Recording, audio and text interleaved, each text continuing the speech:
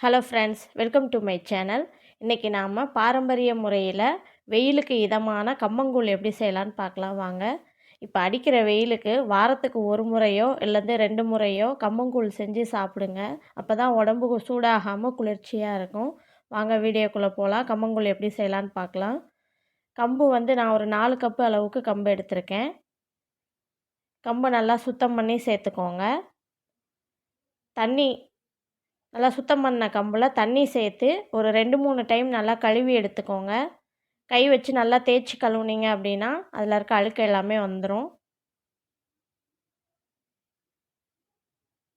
நல்லா இந்த போல் தேய்ச்சி கழுவிட்டு தண்ணி ஊற்றி ஊற வச்சுக்கோங்க.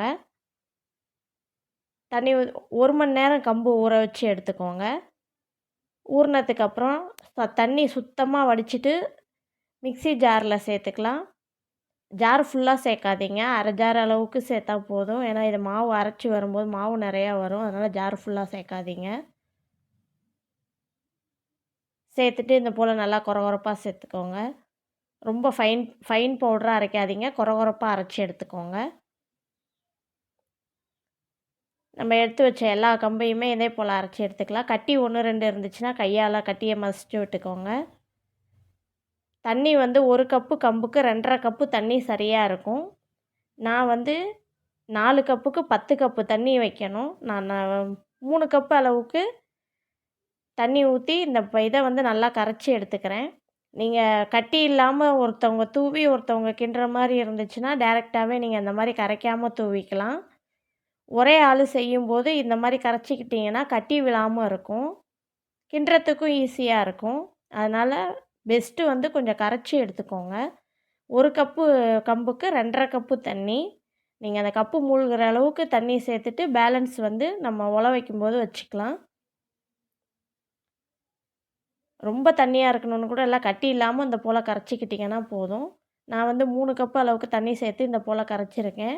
பேலன்ஸ் 7 கப்பு தண்ணி ஊற்றி நான் கொதிக்க வச்சுருக்கேன். இந்த போல் கரைச்சி எடுத்துக்கோங்க கட்டி இல்லாமல். ஒரு பாத்திரத்தில் தண்ணி சேர்த்து தண்ணியை நல்லா கொதிக்க விடுங்க. தண்ணி கொதித்தோடனே உப்பு சேர்த்துக்கோங்க.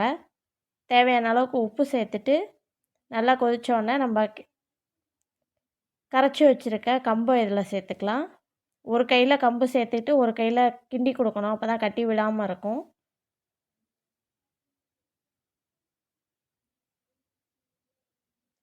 அதே போல் ஊற்றும்போது ஒரேடியாக ஊற்றிடாதீங்க. இந்த போல் கொஞ்சம் கொஞ்சமாக ஊற்றிட்டு கிண்டிக்கிட்டே இருங்க. கை விடாமல் கிண்டிங்கன்னா கட்டி ஆகாது. அடிப்பிடி உடனே கிண்டி கொடுத்துக்கிட்டே இருக்கணும், இல்லாட்டி டக்குன்னு அடி பிடிச்சிரும். கை விடாமல் கிண்டுங்க. அடுப்பு லோ ஃப்ளேமில் வச்சுக்கோங்க. இப்போ பாருங்கள், தண்ணி நிறைய இருக்க மாதிரி இருக்கா? இன்னும் கொஞ்சம் நேரம் கழித்து பாருங்கள், நல்லா வெந்து திக்காகும். இதே போல் கை விடாமல் கொஞ்சம் கிண்டிக்கிட்டே இருங்க. கம்பு ஓரளவுக்கு நல்லா வெந்து வந்ததுக்கப்புறம் தட்டு போட்டு மூடிடலாம். இப்போ கிண்டிக்கிட்டே இருங்க. உங்களுக்கு வீடியோவில் பார்க்கும்போதே வித்தியாசம் தெரியும், நம்ம எப்படி சேர்த்தோம் இப்போ எந்த அளவுக்கு வெந்து வந்திருக்குன்னு. இந்த அளவுக்கு வெந்து வந்தோடனே நம்ம ஒரு தட்டு போட்டு ஒரு 10 நிமிஷத்துக்கு லோ ஃப்ளேம்லேயே வச்சிடலாம். நல்லா வெந்து வந்துருச்சு. ஆறுனதுக்கப்புறம் சாப்பாட்டை இந்த போல் எடுத்து உருண்டை பிடிச்சி ஒரு பாத்திரத்தில் தண்ணி வச்சுக்கிட்டு அதில் போட்டுருங்க.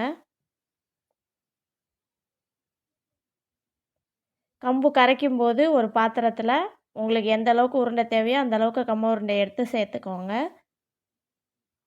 இதோட கொஞ்சம் அரிசி சாதம், பழைய சாதம் இருந்தால் சேர்த்துக்கிட்டிங்கன்னா டேஸ்ட்டு இன்னும் நல்லாயிருக்கும். என்கிட்ட பழைய சாதம் இல்லை, அதனால் நான் சுட சாதம் தான் சேர்த்துருக்கேன். சேர்த்துட்டு நல்லா கலந்துக்கோங்க. தயிர் உங்களுக்கு எந்த அளவுக்கு தயிர் தேவையோ அந்த அளவுக்கு கெட்டி தயிராக சேர்த்துக்கோங்க. உப்பு தேவையான அளவுக்கு சேர்த்துக்கோங்க. சேர்த்துட்டு கையால் நல்லா கரைச்சி கொடுங்க, அப்போ தான் டேஸ்ட்டு நல்லாயிருக்கும். தண்ணி கொஞ்சமாக சேர்த்துக்கோங்க. சாப்பாடு மூழ்கிற அளவுக்கு தண்ணி சேர்த்து நல்லா கரைச்சிக்கோங்க. உங்களுக்கு தயிர் இன்னும் வேணும்னாலும் தயிர் எக்ஸ்ட்ரா வேணுனாலும் சேர்த்துக்கோங்க.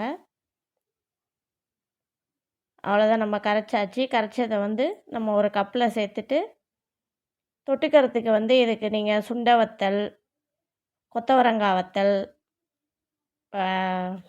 மோர் மிளகா, பச்சை மிளகா வறுத்தது, சின்ன வெங்காயம், ஊறுகாய், மாங்காய் பச்சை மாங்காவா கட் பண்ணது, மிளகாத்தூள் போட்டு, இந்த மாரி நெறைய சைடிஷ் அப்பளம் வறுத்து கூட சாப்பிட்லாம் நீங்க. இன்றைக்கி வந்து நாம வந்து மோர் மிளகா, சின்ன வெங்காயம், ஊறுகாய் வச்சுருக்கோம். மேலே வந்து நம்ம கரைச்சி வச்சுருக்க கூழுக்கு மேலே கொஞ்சம் பெரிய வெங்காயம் பொடியாக கட் பண்ணி சேர்த்துக்கிட்டிங்கன்னா, டேஸ்ட் இன்னும் சூப்பராக இருக்கும். இதோட பச்சை மிளகா வேணுனாலும் நீங்கள் கட் பண்ணி மேலே சேர்த்துக்கலாம். நான் மோர் மிளகா இருக்கிறதுனால பச்சை மிளகா சேர்க்கல. அவ்வளோதான் ஃப்ரெண்ட்ஸ், நம்மளோட கம்மங்கூழ் ரெடி. சேனல் பிடிச்சிருந்துச்சுன்னா லைக் பண்ணுங்கள், ஷேர் பண்ணுங்கள், சப்போர்ட் பண்ணுங்கள். தேங்க்ஸ் ஃபார் வாட்சிங். Thank you.